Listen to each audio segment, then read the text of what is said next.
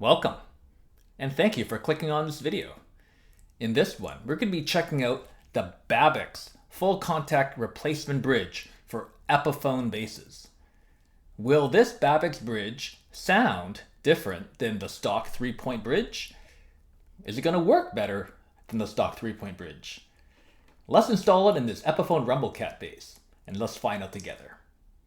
Now, my biggest gripe with this bridge is, in addition to all the adjustability issues that most people already have heard about with these Gibson 3-point style bridges, is that the mounting spot is so far forward on this particular bass that the end windings of these strings are sitting on top of the saddle. And I think there's some sonic compromise as a result of that, not to mention some string reliability issues.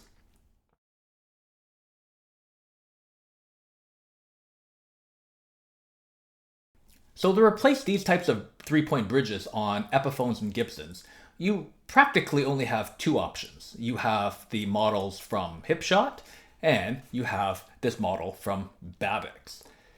I think I prefer the Babicz on this style of bass more than the Hipshot, but that is a very personal, subjective thing. More importantly, looking at this model here, if you measure the distance between the mounting studs here and where the ball sits, there's quite a bit more space on this style of bridge compared to the stock 3-point. So I'm really hoping that this bridge upgrade will solve some of the issues I talked about earlier. Now, let's go down to the shop. Let's install this bridge. Okay, so the first thing we're gonna do, I'm gonna take some measurements from the 12th fret to where the saddles are now, because I know this bass is pretty well intonated at present. So this way, this will cut down on some of my trial and setup time with the new bridge.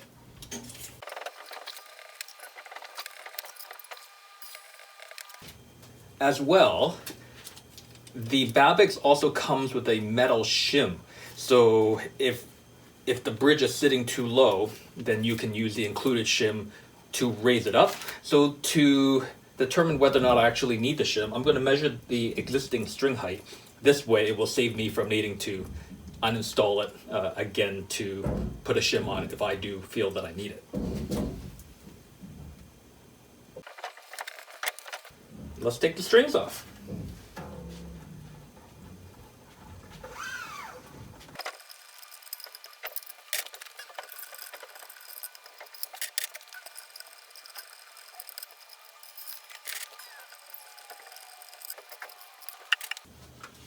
All right, now the strings are off.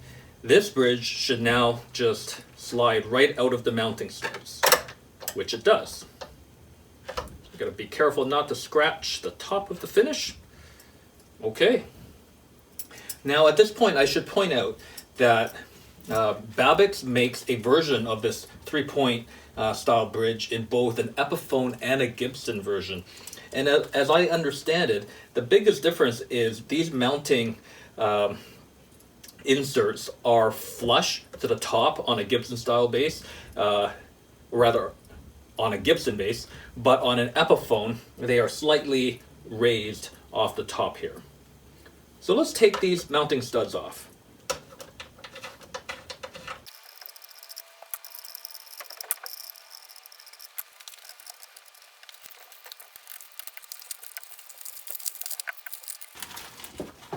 Okay, so in the package that comes with this Babicz bridge, you have the bridge itself, you have the metal shim plate, should you need it, you have 3 new mounting screws.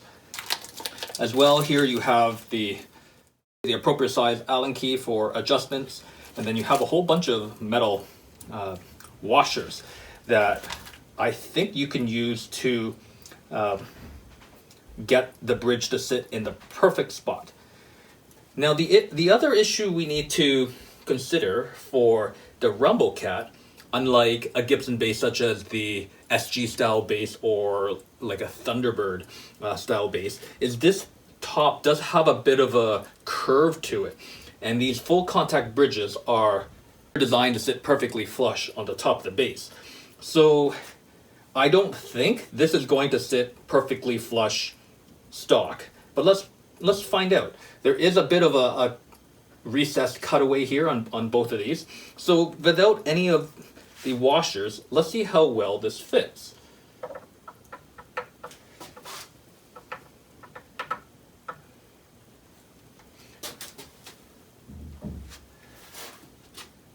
So as expected, the sides of the bridge are tilting side to side.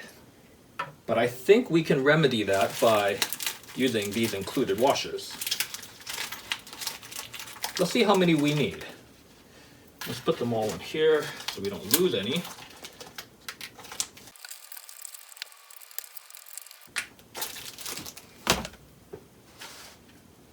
All right, let's start with one washer on each of these.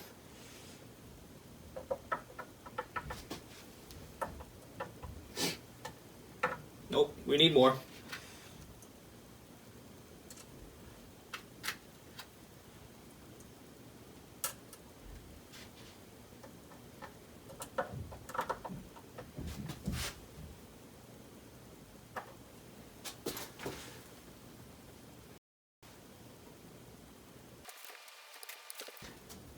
Now, because this top is also curved towards the strap pin as well, I think if we end up putting the same number of washers on this apex point here, it's going to probably have the bridge sit at too far of an angle.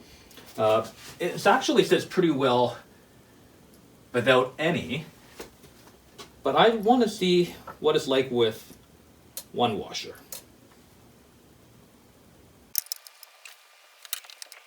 So putting a ruler on it, on this particular base with this set neck angle, I think it actually sits better with two washers on the two back inserts and no washers on the apex one.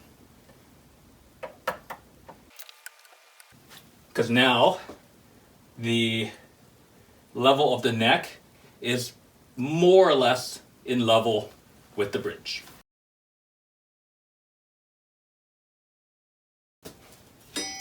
Now let's see whether or not I need to shim.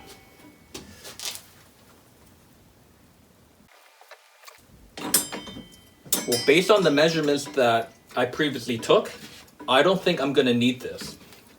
So two washers on the back, no washers on the front, don't need to shim. Let's bolt this on and let's see how it sits. I'm going to use the supplied black washers underneath. These bolts are not all the same size, so the two larger ones have to go in the back and the smaller one goes in the front.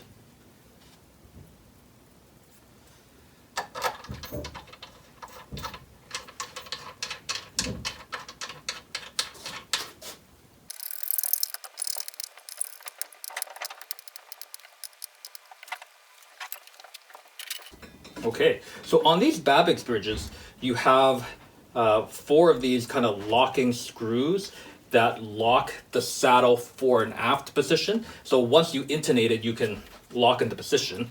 But right now, I'm just going to loosen all of those so we can move them.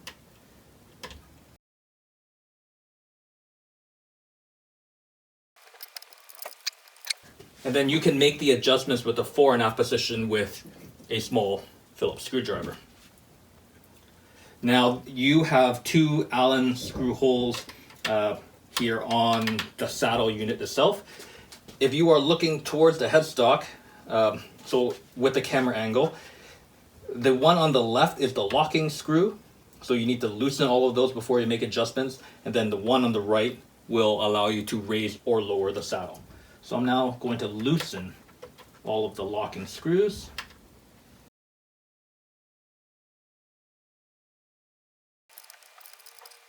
So this part is quite different than kind of a fender style bridge design where you have 2 screws on both sides of the saddle. But the good thing about this is your saddle will always be perfectly level, and you won't run the risk of having a saddle that's slightly askew. Going by my measurements, let's see how far I need to make these, and then I can get them as close as I can before we string it back up.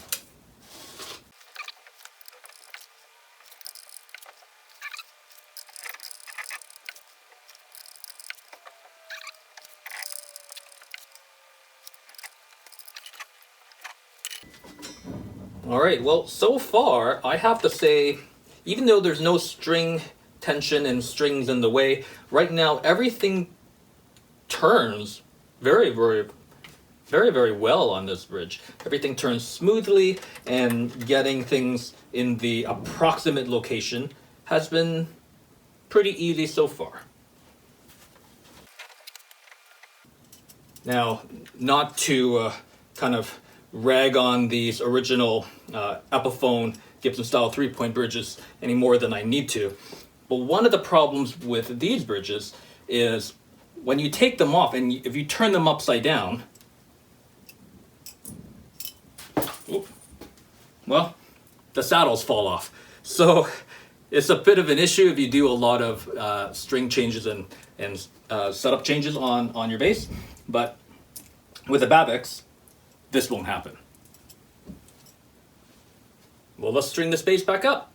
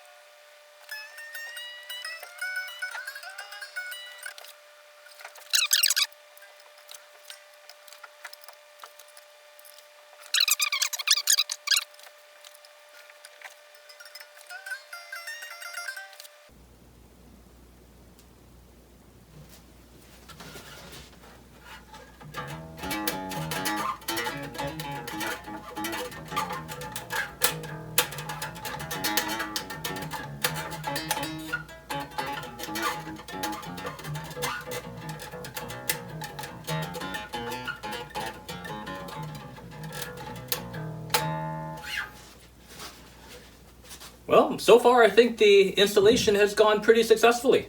Let me go put this up to a more accurate tuner. Let me get it intonated, and then we'll do the sonic comparison. Now, to keep this sonic comparison fair, for the stock bridge recording, I took the strings off and put them back on in the same manner that I just did here. We have two main passes to this comparison track. In the first one, we're gonna have the neck pickup with the tone knob wide open at 100%. A-B comparison between the stock and the Babicz bridge. And then in the second pass, we have the middle pickup only with the tone knob wide open. And again, A-B comparison. All right, let's go.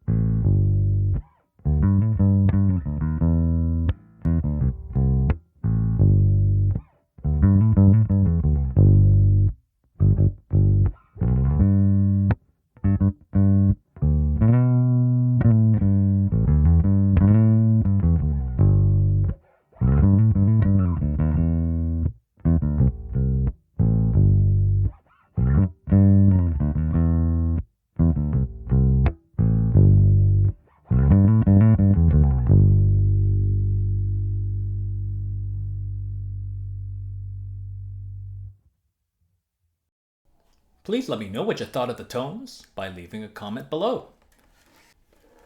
Now, in this comparison, we've used the same strings, and I've also meticulously measured the string height and reproduced it on this Babicz bridge. And more about that in a little bit. As I mentioned earlier, the main reason for changing this bridge was to get the saddles away from the end windings of the string. With the new Babicz bridge, none of the string end windings are sitting on top of the saddles any longer. So I think we have achieved our first objective.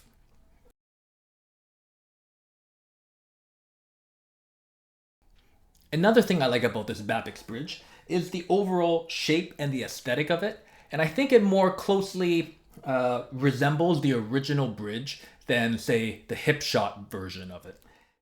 In terms of adjustability, this Babicz is much easier to intonate and much more easy to get the string height where you want it in comparison to the stock bridge. Now, let's talk about the tones. So, I initially was going into this thinking that the bridge swap wouldn't really make a tonal difference. However, now listening back to the A-B comparison, I do think these bridges sound different. Not necessarily for the better. And let me explain. With the stock bridge, it had that kind of characteristic tubby Gibson tone where the high-end transients were a bit rounded off and the lows were kind of pillowy. That's just kind of that Gibson bass sound. You will likely not get a Gibson bass to sound like a Fender and vice versa. However, with the Babicz installed, what I find to my ear is this bass is now quite a bit more percussive. So the initial attack and the transients of the note are far more pronounced.